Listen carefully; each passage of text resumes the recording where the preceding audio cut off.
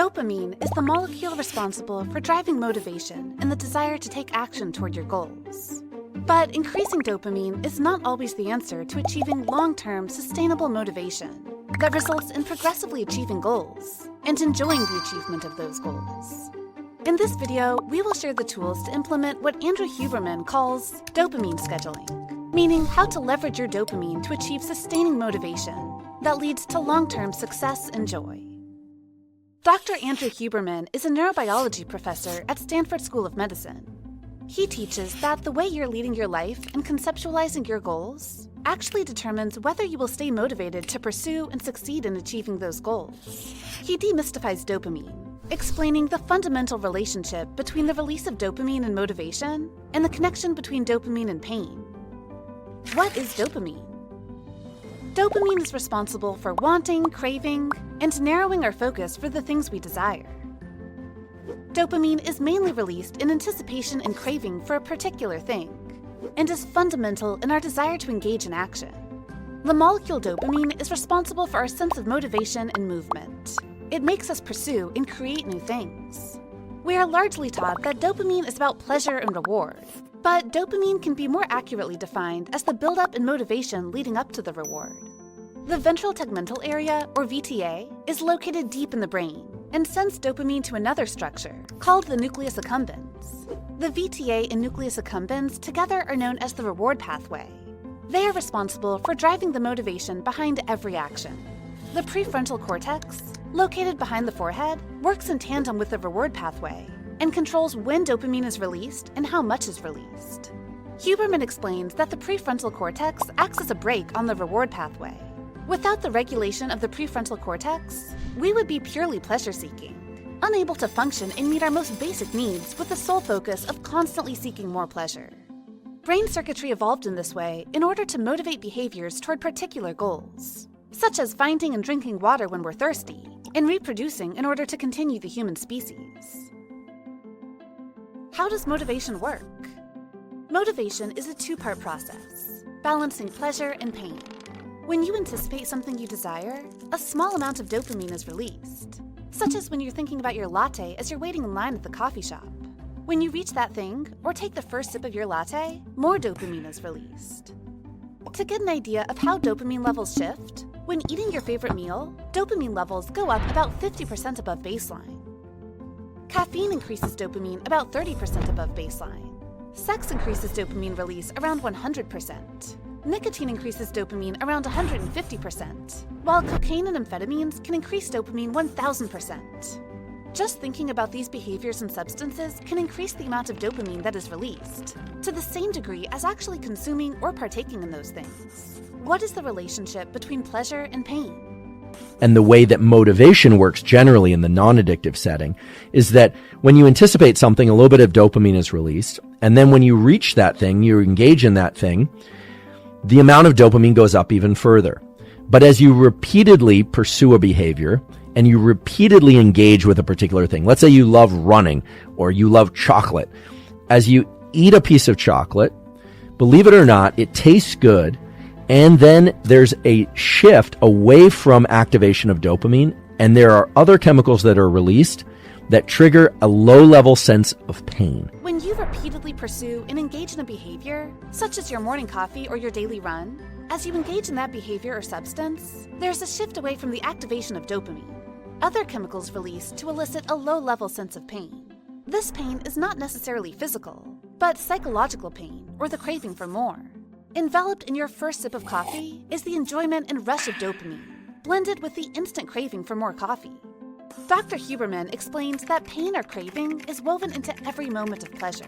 He suggests paying attention the next time you taste something delicious. You will most likely notice that you are not only immersed in the pleasure of the taste, but you are already wanting that second bite, the second sip. He says that the wanting for more is the pain system in action. Part of our enjoyment is always the anticipation and craving for more. With each subsequent time that you encounter that thing, that you pursue the chocolate, that you pursue the lover, each time the experience of dopamine release and pleasure is diminished a little bit. And the diabolical thing is that the pain response is increased a little bit. More importantly, as we continue to pursue a goal or behavior, such as a financial goal or a morning latte, the level of dopamine released in the brain diminishes over time, while our level of craving or psychological pain increases. This means that although our craving for that goal or thing increases over time, our pleasure, dopamine release, and enjoyment decreases. Dr. Huberman explains that much of our pursuit of pleasure is motivated by the desire to reduce the pain of craving. Although the pain that we are speaking of is psychological pain, Huberman says that people can also experience this craving or pain physically. People who miss their loved one or partner, or are experiencing the craving of an addictive substance, can especially experience this pain physically. The prefrontal cortex's regulation of dopamine is an extremely important part of human evolution. Our brain circuitry has evolved in this way so that we are not purely seeking pleasure and continue to reach our goals and meet our needs. Our capacity to experience pain also affects our ability to experience pleasure. For example, after an ice bath, which is usually described as painful during the experience, dopamine release increases for the next 2.5 hours to around 250% above baseline. The cold exposure is not what increases dopamine, but rather invokes dopamine release after the pain is over. Let's dig into how to increase dopamine naturally and optimize success and motivation through dopamine reward scheduling. Avoid viewing bright light during the night. Viewing bright light from 10 p.m. to 4 a.m. suppresses the activation of the reward circuitry in the brain, not only in those moments, but to all things you normally participate in and would otherwise feel a sense of reward from. This reduces your capacity to release dopamine. Getting proper sleep and having a healthy sleep cycle is imperative to healthy dopamine levels. Spending time in sunlight triggers the release of both dopamine and serotonin. Mindfulness, meditation, and breathwork have also been shown to naturally increase dopamine levels, especially when practiced consistently. For some, supplements may be helpful in improving dopamine release. L-tyrosine, which is present in red meats and certain nuts, is a precursor for dopamine. It is an amino acid partially responsible for the production of several neurotransmitters, including epinephrine, norepinephrine, and dopamine. You can consume foods rich in L-tyrosine or take it as a supplement, though it is important to note that while supplements increase motivation and dopamine levels in the short term, supplementing is usually followed by a dopamine crash. Be sure to consult with a doctor to discuss which supplements would be best for your body. There are biological factors that inhibit some individuals from releasing enough dopamine. It is important for these individuals to consult with a psychiatrist or doctor. After consulting with a professional, you may choose to work with supplements such as mucuna pruriens, which is 99.9% L-dopa, a precursor to dopamine. Certain antidepressants are known to increase dopamine and epinephrine. Dr. Huberman reminds us that big spikes in dopamine, whether they come from supplements or pharmaceuticals, will always make us want more dopamine. If we increase our dopamine release, not only will we require more and more of the substances we use to increase our dopamine, but we will also incrementally increase our psychological pain or craving. We don't necessarily always want to increase our dopamine levels to increase our motivation, joy, and success. And here's why. Motivation is fundamental to daily life. It's what makes us get out of bed in the morning, as well as pursue long-term goals. To achieve lasting motivation and the ability to consistently pursue and achieve new goals and enjoy the journey of process, we must leverage our dopamine scheduling. Huberman explains that individuals who are most successful are those who create their own internal buffers. Buffers can involve taking a break from the things we love, as well as dopamine scheduling, meaning intermittently removing rewards subjectively. In doing so, we improve our ability to stay motivated, as well as enjoy the process and each milestone along the way. As you are staircasing toward your goal, maybe that's dollars, maybe that's followers, maybe that's grades, maybe that's some other metric, it's medals or trophies. You actually want to blunt the reward response for some of those intermediate goals. Now, I'm not telling you shouldn't celebrate your wins, but I'm telling you not to celebrate all of them. Or as a good friend of mine who, fortunately for him, had a great financial success, he asked me and somebody else, a good friend of mine who's very tuned into dopamine reward schedules, understands how they work at a really deep level. And he said, I don't know what to do next. And we said, oh, well, that's simple. You should just give most of it away. And this wasn't a ploy to receive any of the money ourselves. This was really about reducing the impact of that reward. The key is to randomly remove the reward, rather than removing it in a predictable pattern. Perhaps celebrating your win.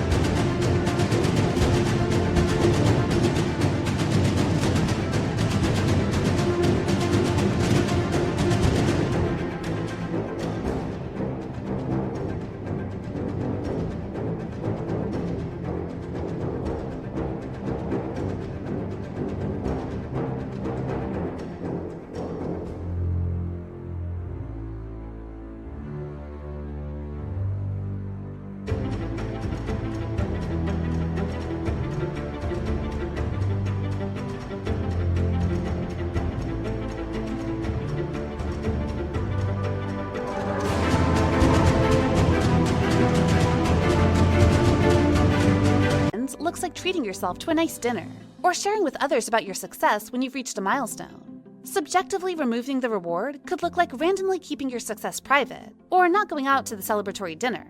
Or perhaps you celebrate, but not as intensely. This allows you to keep your dopamine system in check and in the pursuit of the next milestones. Many people who achieve a huge goal or accomplishment immediately think, now what? It's important for high achievers and highly motivated individuals to engage in practices and behaviors that bring them into the present moment. These practices can include creating a healthy sleep schedule, practicing mindfulness, and regulating the nervous system. These practices offset the pain-pleasure mechanism and allow the individual to enjoy the pleasure of the present moment and feel calm and happy. High achievers and highly motivated individuals can also be prone to addiction, not only substance addiction, but behavioral addiction, such as constantly achieving or performing. It is not healthy or effective to always be achieving. We can reach our long-term goals more effectively by having downtime or recovery periods. It's important to have self-regulating skills so that you can actually enjoy the life you're living and not just be living for the next success and achievement. We've talked about pleasure in the pursuit of our goals, but pleasure is also the joy in what you have right now. Remember that psychological pain is a normal part of achieving goals and a normal part of life. If we can continue to experience pain and friction and effort in tandem with pleasure and reward, then the rewards are that much greater and more sustaining. Here are 5 key points to remember to optimize your motivation for the long game. 1. Dopamine is not the reward. It is the motivation toward the reward. 2. Increase dopamine naturally through healthy sleep, mindfulness, and sunlight. 3.